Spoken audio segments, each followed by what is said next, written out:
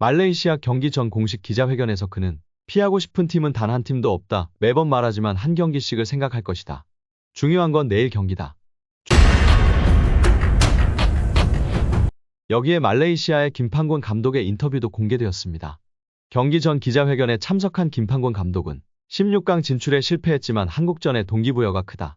한국과 맞대결은 우리에게 긍정적이고 좋은 경험을 줄 것이다. 곧 월드컵 예선을 치러야 하는 입장에서도 한국과 최종전은 의미가 크다라고 말했습니다. 김판곤 감독은 홍콩 대표팀 감독 이후 대한축구협회 부회장과 감독선임위원장으로 행정직을 수행했었습니다.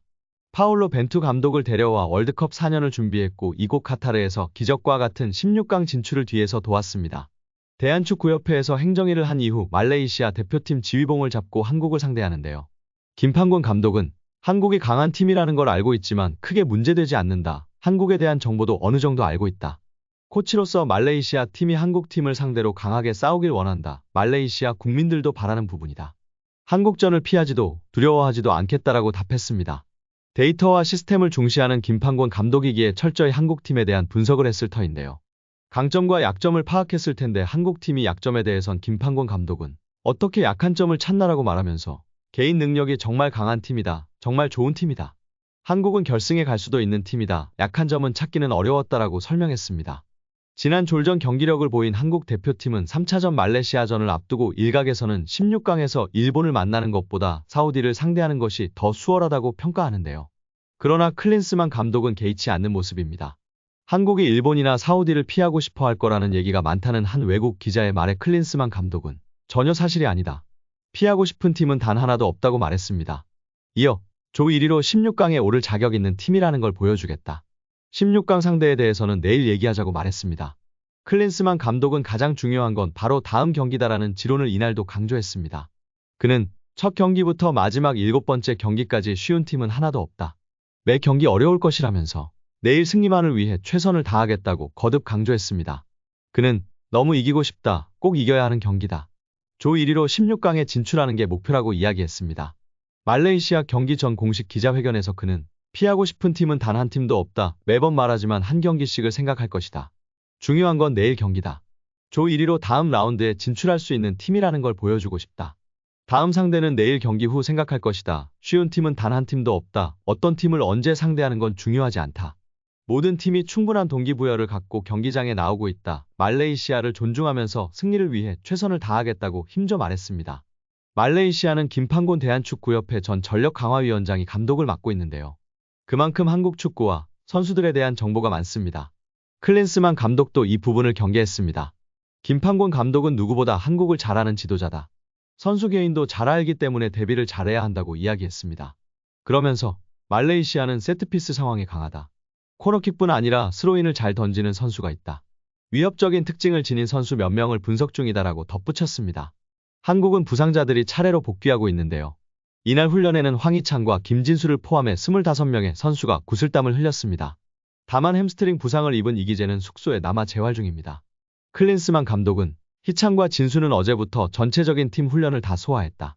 말레이시아전 출전 여부는 모르겠지만 팀 훈련에 정상적으로 참여했다는 건 상당히 고무적이다. 나아가 토너먼트에서도 중요한 역할을 해줄 선수들이다라고 미소 지었습니다. 이어 대회를 치르면서 발전하는 모습을 보여주고 싶다.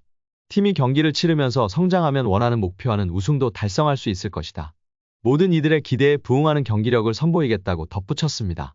또한 한국의 경기력과 함께 기대에 미치지 못하고 있는 손흥민에 대해서는 손흥민이 미디어의 관심과 상대의 견제를 받는 것은 당연하다. 손흥민이 공을 잡으면 2에서 3명이 압박을 한다. 하지만 손흥민은 어떻게 대처해야 하는지 잘 알고 있다면서 손흥민은 개인 능력이 좋기 때문에 경기를 거듭할수록 좋은 모습을 보여줄 것이라고 강한 신뢰를 보였습니다. 과연 말레이시아와의 경기는 어떻게 흘러갈까요? 대승으로 조 1위를 차지한 후 일본, 이란을 만나는 여정을 떠나게 될까요? 결국 조 2위로 사우디, 호주와 만나게 될까요? 국제축구연맹 피파 랭킹만 봐도 한국은 23위, 말레이시아는 130위입니다. 어렵지 않은 승부가 예상되는 가운데 말레이시아 소속 핵심 선수가 경기에 대한 남다른 자신감을 보여 긴장감이 돌고 있는데요. 이 선수는 바로 한국 축구 역사의 흑역사로 남은 지난 2018년 인도네시아 아시안게임 조별리그 경기에서 멀티골을 폭발시켜 2대1로 승리를 이끌었던 선수입니다. 바로 말레이시아 윙어 사파위 라시드인데요. 당시 한국은 손흥민이 선발로 뛰고 황의조가 후반 43분 뒤늦게 골을 넣었지만 1대2로 승리를 내줬습니다. 당시 패배는 큰 충격을 안겼었는데요. 그 누구도 강력한 우승 후보로 꼽힌 한국이 손흥민, 황희찬 등 최정예 유럽파까지 동원하고도 몇 수 아래의 말레이시아에게 질 것이라고 생각도 못했기 때문입니다. 지난 23일 뉴스트레이츠 타임즈에 따르면 라시드는 한국과 경기에서 손흥민과 겨루는 것에 대해 자신감을 넘어 무모함까지 보였습니다. 라시드는 손흥민이 훌륭한 선수라는 건 모두가 알고 있다. 우리는 그의 경기 방식에 대해 이야기를 나눴다라며. 그러나 그도 한낱 사람일 뿐이다. 아무리 손흥민이라도 2에서 3명의 선수가 달라붙는다면 힘들어할 것이라고 자신했습니다. 그는 누구와 상대하느냐는 중요하지 않다. 우리가 얼마나 준비됐느냐가 중요하다. 월드컵에 나가는 한국을 상대로 우리는 우리만의 플레이를 즐기겠다. 그러다 보면 이길 기회가 있을 것이다. 비록 우리는 16강에 가지 못하지만 경기에서 우리의 재능을 보여줄 기회를 즐길 것이다. 그래도 여전히 중요한 건 좋은 결과를 얻는 것이라고 여유로운 모습을 보였습니다.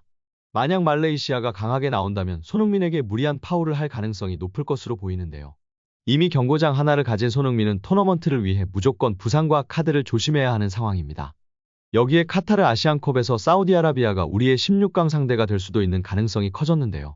사우디를 이끄는 세계적인 명장 만치니 감독은 인터뷰에서 한국전에 대한 포부를 밝히며 화제가 되고 있습니다. 만치니 감독은 한국을 만날 수도 있다는 기자의 질문의 랭킹은 숫자일 뿐이라며 자신감을 내비쳤습니다. 사우디는 조별리그에서 2연승을 달리며 F조 1위로 16강 진출을 확정했습니다.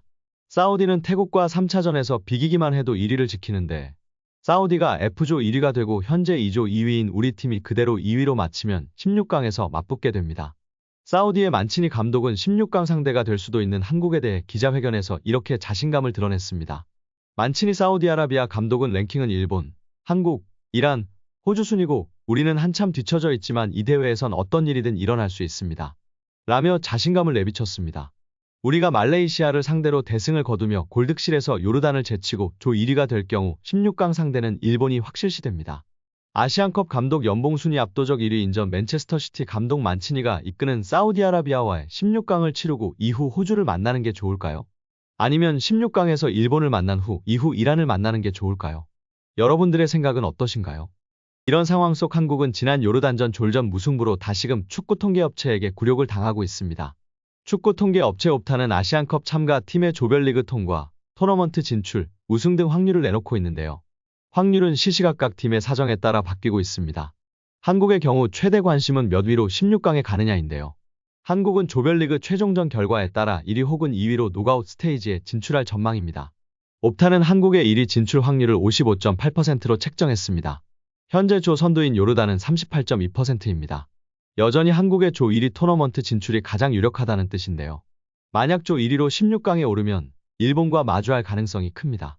D조 1위가 이미 무산된 일본은 2위로 토너먼트에 오를 확률이 무려 90.8%입니다. 일본은 조별리그 최종전에서 약체로 꼽히는 인도네시아를 상대하는 터라 2위를 지킬 가능성이 큰 상황입니다. 오늘 영상은 여기까지입니다. 끝까지 시청해주셔서 감사합니다. 늘 건강하시고 더 좋은 영상으로 찾아뵙겠습니다. 구독과 좋아요도 잊지 마시고 부탁드립니다. 감사합니다.